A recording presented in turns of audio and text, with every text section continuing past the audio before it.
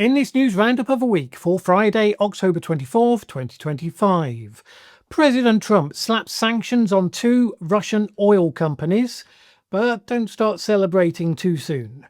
Trump also abruptly cancels trade discussions with Canada because I'm guessing they're just too good at negotiating. And yes, Trump again, what a busy week he's been having, manages to do 2 things that even shocks Fox News into a degree of caustic criticism. So let's jump straight in. It's just possible that finally President Trump may have just started to suspect that Vladimir Putin has been stringing him along all this time, to the degree where he feels he needs to do something about it, which in actual fact took the form of America sanctioning Russia's 2 largest oil companies, Rosneft and Lukoil. This was the sort of move Trump had simply seemed uninterested in taking so far, imposing penalties directly on Putin's Russia. It led to all sorts of excitable commentary and headlines, with various reports talking about how this was finally the day after Groundhog Day. And now they said, having said so speculatively many times in the past, Trump had woken up to the fact that Putin is the problem. Many of these articles make the same category error they've been making since, about January the 10th, which is to say they're assuming that Trump is, however eccentrically, playing into the role of the leader of the free world, standing up for the victim, insisting on the rule of international law. I mean, I don't know how many times you have to see the opposite happening right in front of your eyes before you accept that's not the frame that he lives in. Maybe as a result it's not the world we live in either. Because no, Trump is still very much in the mindset of the might makes right world order. He was only the other day, remember, haranguing Ukraine's President Zelensky, repeating Putin's talking points verbatim and saying that Russia would destroy them if he didn't give them what they demand. That is still his frame. The powerful do what they can. The weak do what they must. Rules-based order, sure, but those are the rules. But within that frame, Trump believes that the United States, and hence himself, remains the most powerful, and the other mighty superpowers should nevertheless give recognition of that fact. And in that mindset, it is so much more important for Trump that the likes of President Putin and Xi Jinping should be acknowledging him as one of them, and indeed as the alpha male in their room, even though of course he behaves anything but like an alpha male when he's actually dealing with them. Well, now Trump decided that he would instigate some light, easily reversible punishment for Putin for basically humiliating him. Trump wanted to set up a second summit, riding on the crest of his Middle Eastern wave. He wanted to get peace so he could exploit Ukraine's mineral reserves, do similarly lucrative deals with his most admired dictator colleague Vladimir Putin, win that Nobel Peace Prize. But instead he got shown up as weak again. So now, since oil prices are low enough that doing so won't push the price of energy worldwide through the roof, he's hitting Russia's oil revenues. And I mean, why not? He's been hitting every other country's revenues via tariffs, whether friend or whether foe. Since April the 2nd, Russia was the only country he'd wholly exempted from that process. So this is really just about them getting caught up. I mean, for now anyway. Because even as he did it, Trump made it clear that his preference was that this was likely to be temporary. He told a journalist this: "These are tremendous sanctions. We hope they won't be on for too long. We hope that the war will be settled." Bearing in mind, Trump has shown every inclination to seek to settle the war by forcing Ukraine to surrender to Putin's terms. So he still thinks it can be achieved if only Putin would show just the smallest amount of flexibility about the ask. And this is the thing, Trump still believes he can deliver Ukraine to Russia de facto, not wholly and completely, but in a very real sense. And he can't understand why Putin wouldn't take this as the great deal that it really is. The answer really came in something that former Russian president and current-day Putin attack dog Dmitry Medvedev said in response to the announcement of the sanctions. He said this: "The USA is our adversary, and their talkative peacemaker has now fully taken the path of war against Russia." And he said the Kremlin would focus on achieving victory precisely where it is possible, on the ground, not on an office desk, destroying enemies, not making meaningless deals. That last sentence is much more of a meaningful burn than you might think. It betrays just how derisively Trump's focus on deals and his inability to get inside the great power mindset of Putin's Russia, how that is seen by the Russians. Trump may have lots of leverage behind him, but he lacks the great power, might makes right vision. He bullies the weak into making one-sided deals, sure. For all the rebranding of the Defense Department as the Department of War, he does not destroy enemies on the battlefield. But of course, Russia is still vulnerable to economic pressure. It is still an open question whether these new sanctions, supposing they stay on for a meaningful length of time, will start to bite. India and China's largest oil refineries are now reported to be looking at curbing imports of Russian oil for now, which could really make a difference. India's Reliance Industries said yesterday it would be recalibrating its imports. Commentators have suggested the company is unwilling to take a chance of finding itself on that sanctioned list alongside the Russian firms. Meanwhile, for the first time, Chinese oil companies have paused purchases following the introduction of the sanctions. In the case of China, it's likely that the flow will resume in due course once a sufficiently robust workaround has been put in place for Russian oil to go there via third parties.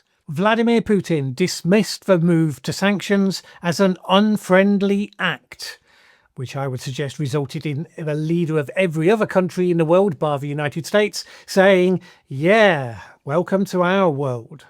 Putin also said this: "This is an attempt to put pressure on Russia.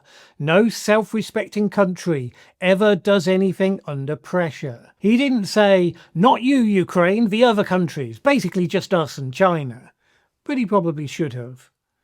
But there are other countries that are resisting folding under America's pressure. So take Canada, for instance. This week, just because you can never have enough reminders of the capricious nature of the beast that lives in the White House, we had yet another blow-up where Trump announced he was ending all trade negotiations with Canada. It started with an advertising campaign by Ontario Premier Doug Ford, which was made up of a minute-long excerpt of former President Ronald Reagan reminding America how he was an advocate for free trade and against tariffs. The ad was pretty mild stuff, quoted Reagan correctly and accurately, obviously a bit provocative to run it in Republican states in the USA, but not especially, the marketplace of ideas and all that. Turns out President Trump is not a fan of the marketplace of ideas so much as he is of the battering ram of dogma. So yesterday, the Ronald Reagan Presidential Foundation and Institute posted on Twitter complaining about the ad campaign. Ironically, it misrepresented the ad, saying that the ad misrepresented Reagan's radio address that was its source. But it didn't. I mean, unambiguously, it didn't. The Institute then said the Government of Ontario did not seek or receive permission to use the remarks. Probably, I'm guessing, because they didn't need permission. So that at that stage was a somewhat puzzling post.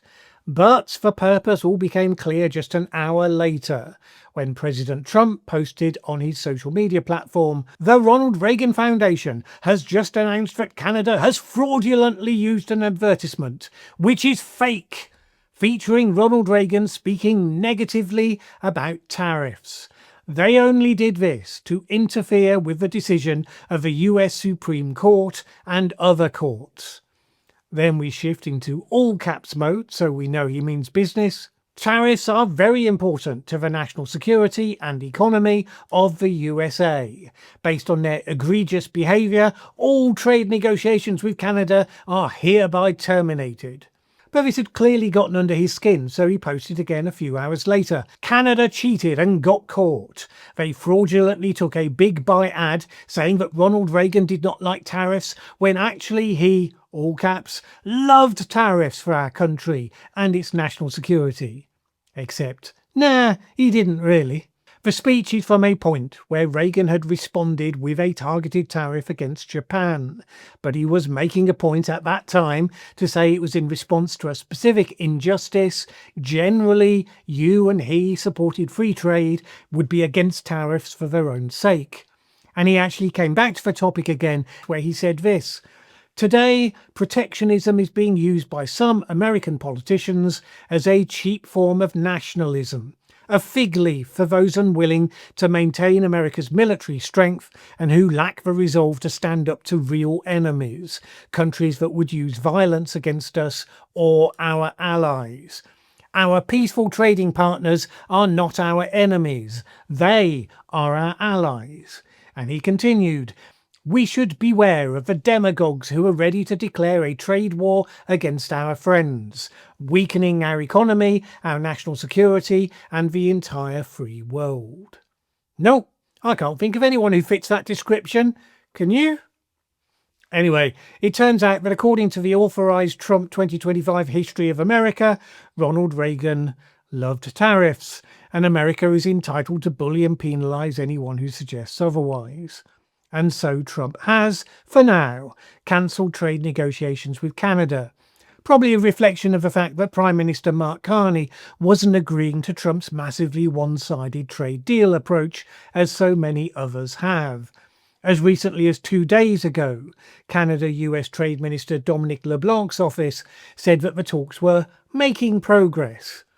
Now, if Canada thought they were making progress, then I'm guessing Trump, who sees trade as a zero-sum game, unlike Reagan in his radio address, would have felt he was losing ground. And indeed, just before shooting this video, Kevin Hassett, the director of the White House Economic Council, revealed that Trump had become frustrated with the talks because, quote, "Canada had been very difficult to negotiate with." Poor sweet baby. So this was likely a wholly manufactured spot of outrage. It gives him an excuse and an opportunity to seek to put Canada on the back foot, to try to shake them into a higher degree of submissiveness. Will it work? Well, it slightly depends on how much Canada feels it has to get a deal at any cost, but because it is led by competent leaders, they wouldn't do anything to project that sort of vulnerability in public. So we're left guessing. Mark Carney, in the meantime, said that progress had been made and Canada was ready, quote, "to build on that progress when the Americans are ready to have those discussions." In other words, when you've finished having your hissy fit, we're here ready to have adult conversations again. Can't help but think the world and America would be a better place if that was the default response to Trump, rather than the craven capitulation most have been showing. Mind you, even the most craven sometimes have their limits. Two things that President Trump did this week were so aberrant and beyond the pale, even his biggest fans at Fox News were shocked at how low he was willing to go. Specifically, the president demanded the federal government, in other words taxpayers, give him $230 million.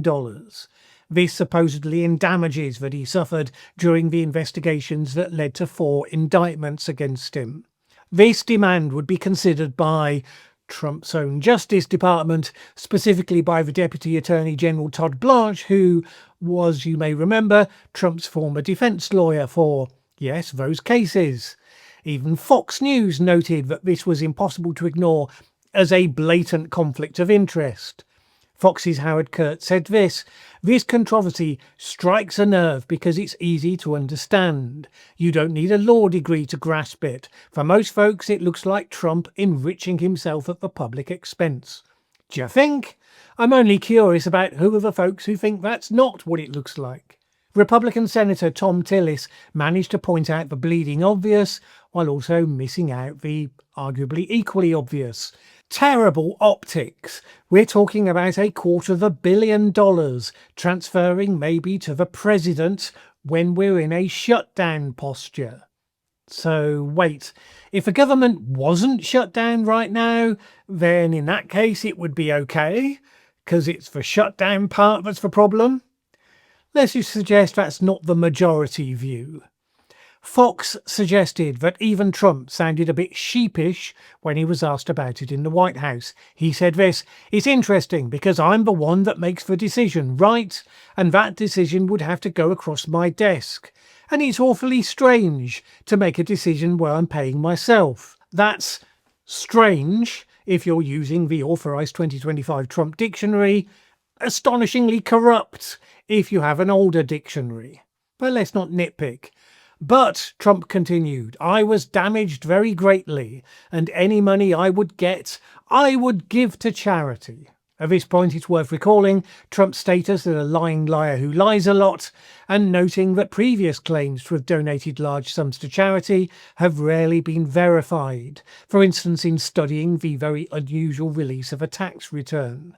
Let's put it this way, if America holds that the elected president of the day, demanding that the state pays him shed loads of money, if it holds that to be invalid, I would simply suggest that vague pinky promises from Trump that he would just happily give all that money away should not override that initial instinct.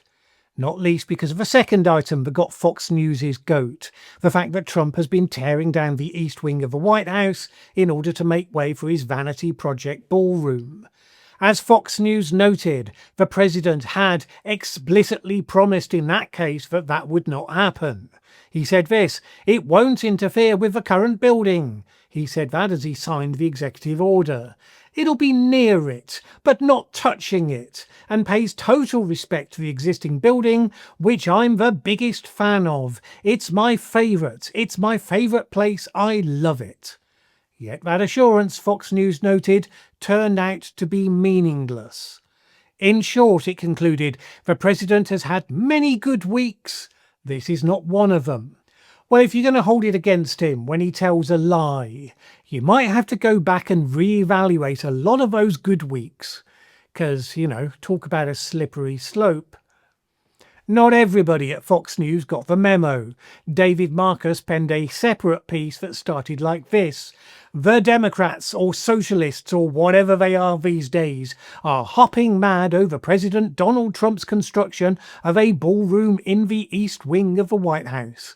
And while it may be their silliest freak out of the entire Trump era, it is also quite telling." So Fox News is employing Democrats and or socialists these days. Who saw that shocker coming? The piece went on to describe that massive demolition, in contrast to the president's promises, as, quote, "a fairly ordinary way to begin renovations." Presumably in the same way that bombing Gaza to a pile of rubble was a fairly ordinary way to begin redevelopment. Alright. Sadly, no time to respond to questions or comments this week. If you want to ask a question for next time, do so in the comments below. Just begin and end your question with a blue heart emoji so I can spot that it's there. My thanks to those who support this channel on Patreon, without whom these videos would not be possible. And this video is dedicated to the memory of my great friend and former colleague, Bill Bowler. A man who lived for great music, was dedicated to his wife and daughter, from whom he was taken way too early. Appreciate the people and all the good things in your life, and make a start on that by having a great weekend.